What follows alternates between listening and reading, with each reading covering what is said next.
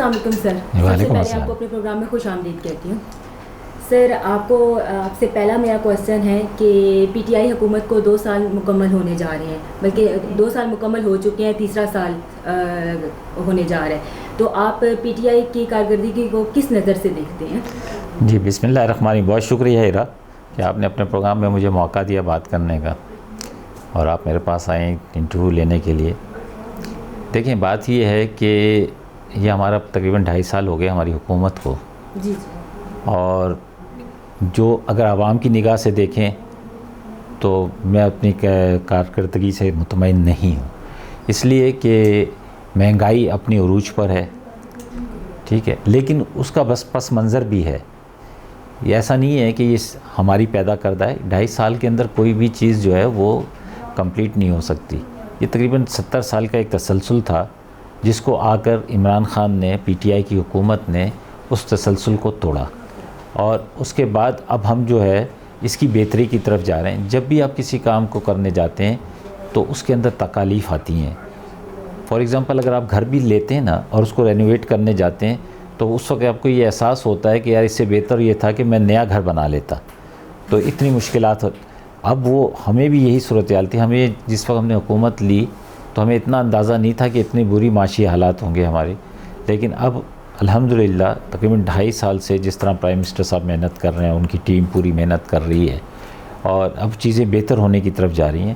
تو یہ جو تھوڑی بہت جو تکالیف قیمتوں کے حوالے سے اور چیزوں کی شارٹیج کے حوالے سے ہے, یہ بھی بہت جلد اس کے اوپر بھی قابو پا لیا جائے گا, اور آپ دیکھیں گے کہ آنے والا وقت جو ہے یہ پاکستان کا ایک سنہری وقت ہوگا.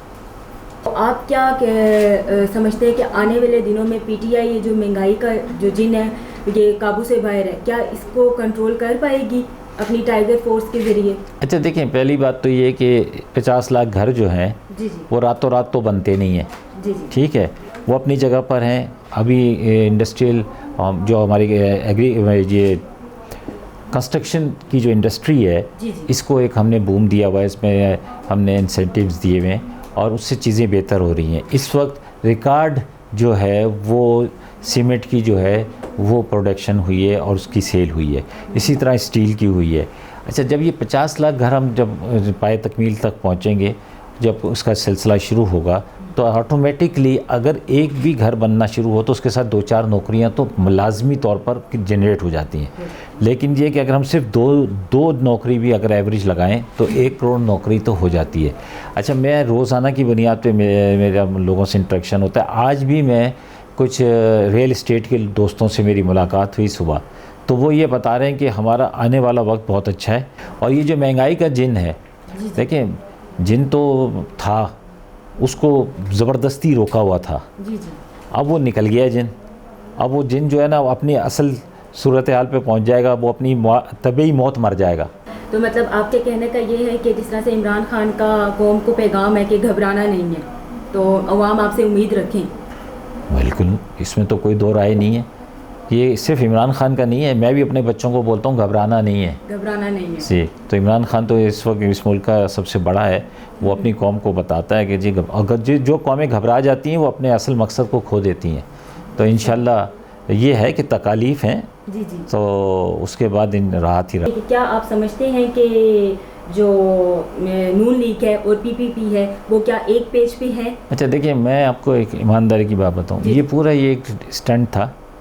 دیکھیں پہلی بات تو یہ ہے کہ کسی بھی سیاسی جماعت کو یہ اختیار حاصل نہیں ہے کہ وہ کسی بھی مزار کے اوپر یا خاص طور پر قائد اعظم کے مزار کے اوپر جائے, اور جانے کے بعد جو انہوں نے جو انداز اپنایا وہ مناسب نہیں تھا.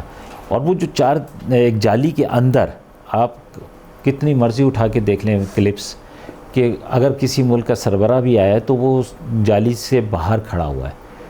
اور ہم بھی کئی دفعہ جاتے ہیں کیونکہ میرا تعلق کراچی سے ہے, تو ہم وہ جالی کے باہر کھڑے ہوتے ہیں اور اندر وہ امام جو ہے جو مسجد کا وہ ہے وہ دعا کرواتا ہے.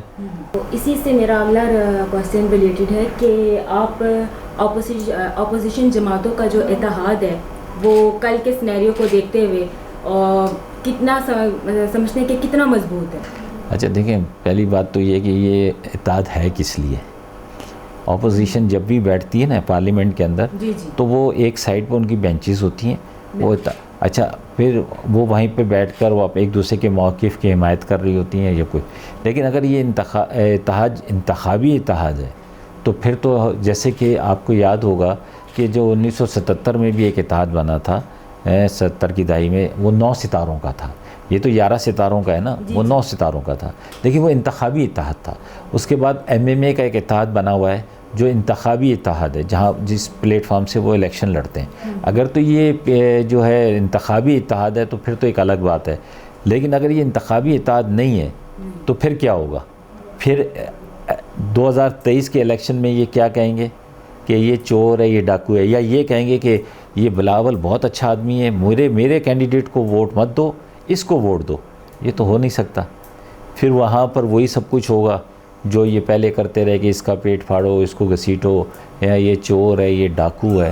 تو یہ پہلے سے طے کر لیں کہ جی انہوں نے کرنا کیا ہے. سر میرا آپ سے یہ آخری کوسچن ہے کہ جس طرح سے نا نواز شریف صاحب کو مفرور اور اشتہاری قرار دیا گیا ہے, ٹھیک ہے, تو کیا حکومت جو ہے 30 جنوری تک نواز شریف کو پاکستان واپس لانے میں کامیاب ہو جائے گی؟ دیکھیں حکومتیں کوشش کرتی ہیں لیکن جن ملکوں سے لایا جاتا ہے وہ بھی ساتھ تعاون کر رہے ہوتے ہیں. ہم نے پوری کوشش کر رہے ہیں کہ الطاف حسین کو لایا جائے لیکن وہ وہاں پہ ان کو ایک ایج حاصل ہے برطانیہ میں, اسی طرح ان کو بھی ہے. لیکن میں یہ کہتا ہوں کہ ہمیں لانے کی ضرورت نہیں ہے, انہیں خود آنا چاہیے. جب یہ کہتے ہیں کہ جی ہم اپنی بیوی کو, وہ اپنی ماں کو بستر مرگ پہ چھوڑ کر آئے, تو اب تو ماشاءاللہ صحت مند بھی ہیں اور وہاں پہ بچے بھی صحت مند ہیں, تو اب ان کو چھوڑ کر آنے میں کیا حرج ہے؟